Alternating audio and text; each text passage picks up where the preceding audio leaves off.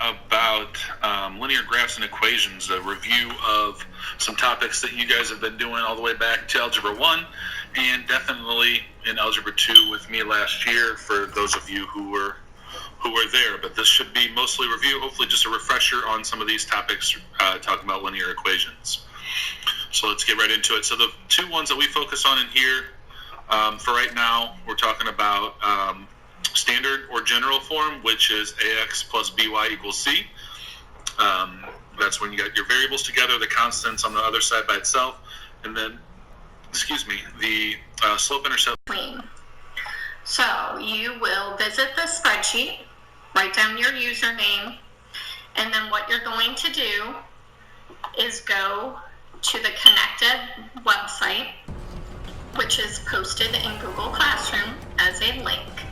Type in your username you just got off the spreadsheet and your password and hit log. Set rep. Enemy attack helo above.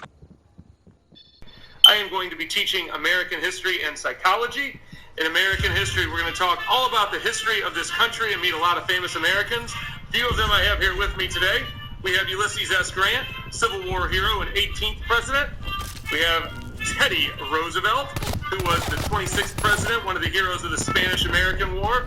And we have Dwight D. Eisenhower, Supreme Commander of the Allied Forces in World War II, hero of D-Day, and our 34th president. We'll learn all about these guys and many, many more in American history this year.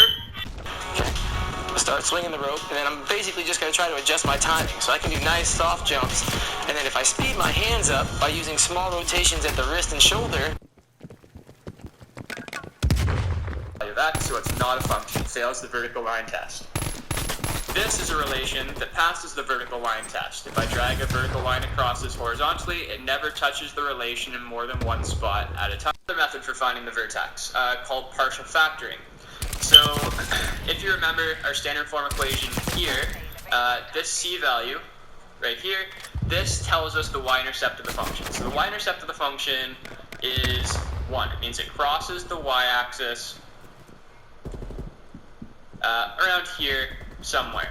And we know it opens up, so roughly we would know the parabola looks something like this. We know it has a y value of 1 on the y-axis, right? The y-intercept is at 1, so that point there we know is 0.01. What we're going to do is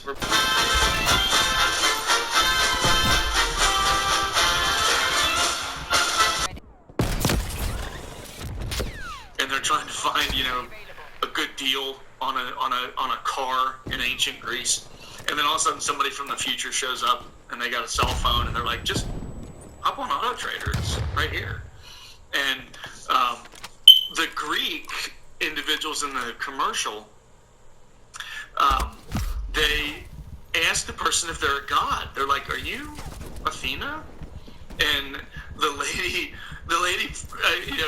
in a great mom van, like a great soccer mom van, and she shows up at this. The commercial's really funny. And she goes, "No, I'm Claire. I'm not." And they're like, "Aphrodite?" And they just keep naming Greek gods. And the lady keeps telling them, "No, I'm Claire. I'm not a god." Crazy.